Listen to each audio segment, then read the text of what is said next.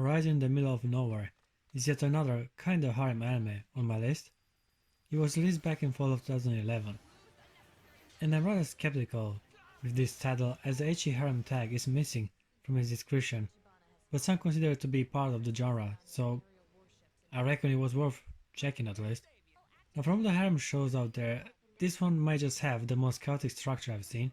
Finished the show and I still can't make a cohesive summary in regard with what exactly transpired, and yet despite my constant confusion, I was able to actually enjoy the experience. I just passively observed most of the battles and only stay half awake during the complex political discussions that constantly transpire in the background. I focused primarily on the characters, and by doing so, I was able to somewhat follow the main narrative.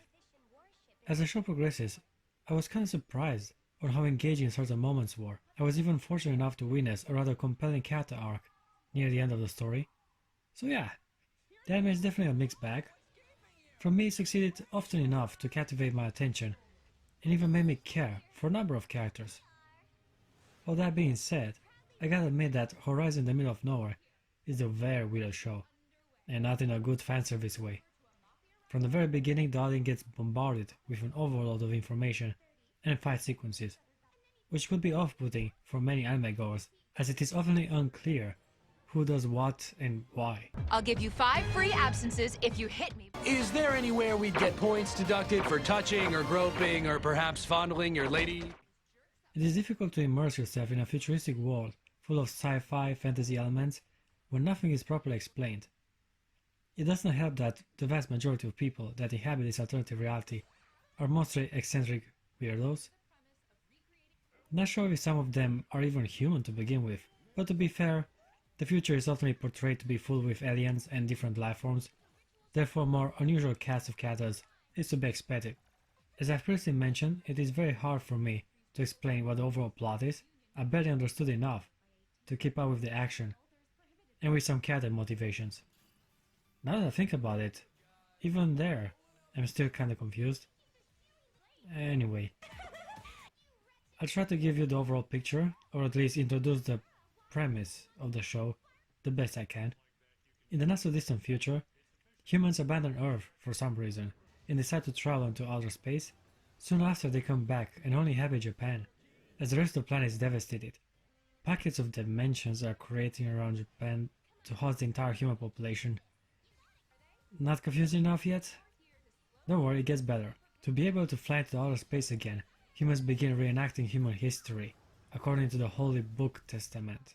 However, the nations of the pocket dimensions invade Japan and divide the country into feudal provinces, forcing the original inhabitants to seek refuge in the city ship Musashi, which constantly travels around the world while being supervised by the Testament Union. Okay kids, this is why I don't do DMT. Oh yeah. Nearly forgot to mention other fun subplots, like the rumors of a prophesied apocalypse and the Civil War bombings that also transpired during the anime. Now while the concept sounds kinda cool, the main story is actually about a teenage boy that's in love with a mechanical doll, which contains the soul of the girl he wanted to confess his feelings towards 10 years back. Way more simple and easy to understand. The premise could have been interesting, if only they would have executed it better. And here's the problem. The anime has a comedy, light, edgy action vibe and focuses mostly on the high school life of our protagonist. So yeah, not sure why the writer had to complicate himself so much with a world so weird and complex when the main story is merely about a horny high school slob that wants to fondle the boobs of a robot.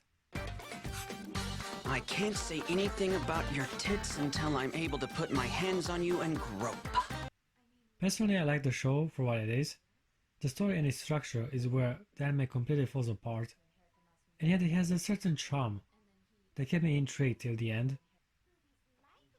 Weirdly enough, there are many elements that I enjoyed and even found fascinating. For example, these female androids, capable of harnessing a human soul, are so interesting, not to mention their typical talking pattern. Feels so thematic and adds an extra layer of depth to the overall concept. You will be pleased to know I just finished filing bail for Master Sakai. Over. These subtle little things spread out between episodes were enough to make me want to find out more about this particular future. Also, the way characters fight is also rather cool, and dare I say it, even original.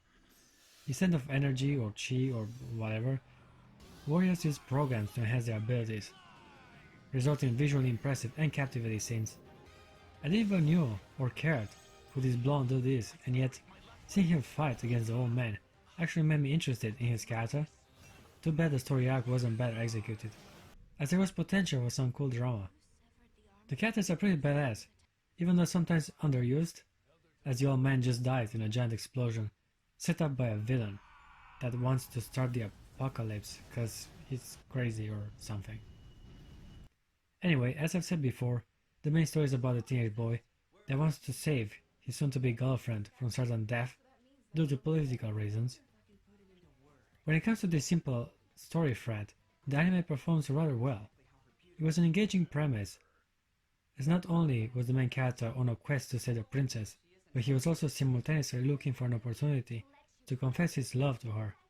Such a dangerous and weird way of turning an android into a girlfriend that you will need an insane or at least unstable protagonist. Are you sure about this? Luckily we have just the man, as Story Aoi is definitely a puzzling individual.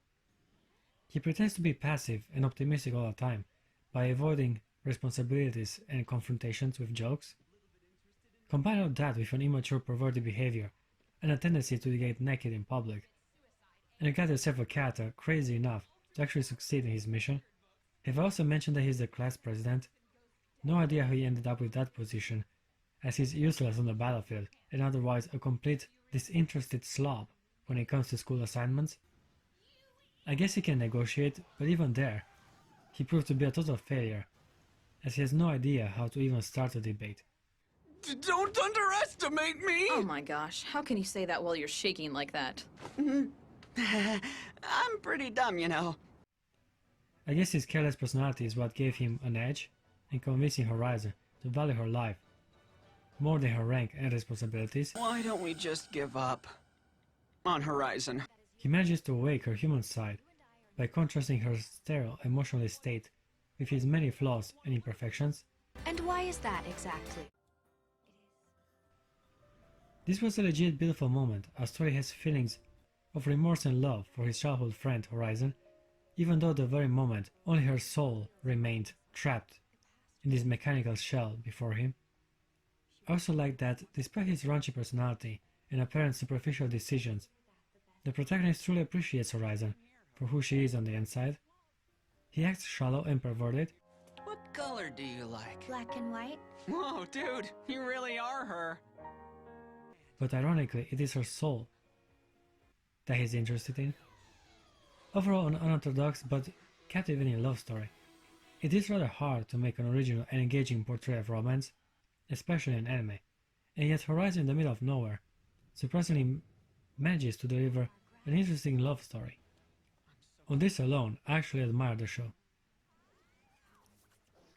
Alright, before I come to a close, it would be only fair to mention some secondary characters. Another extra point for the show is that every single person in his class contributes substantially in supporting the main character. Tori is useless in a fight, after all, so he needed all the help he could get, and his fellow classmates were all but eager to lend a hand. Every single dude or one-line character has his moments to shine, all except for the fat dude. All I remember about him is that he talks funny and has a Lolita complex. No! I don't have a Lolita complex! The media worship vitality belief equals a type of religion that worships the vitality in youth! I also want to briefly mention Kimi Aoi, the protagonist's older sister. She's also indifferent and passive most of the time, but Kimi is definitely more mature and calculated than her foolish brother. My foolish brother got up earlier than I did, and then he failed to make me breakfast. She keeps on saying that line whenever addressing the main character.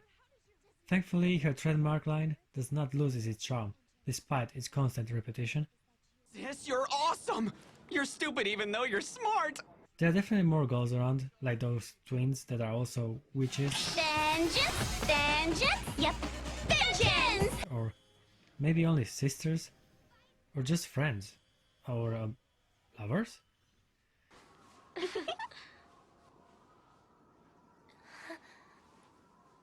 Their design is cool, and one of them is voiced by Brittany Karbowski, which was enough for me to take notice. But I never thought we'd get to fight against Tursic's witches. Okay guys, I gave Horizon in the Middle of Nowhere a 7.6 out of 10. Is that the penalty? I wanted to go higher, if only not for the chaotic structure and constant confusion that in the end got in the way of enjoying the anime.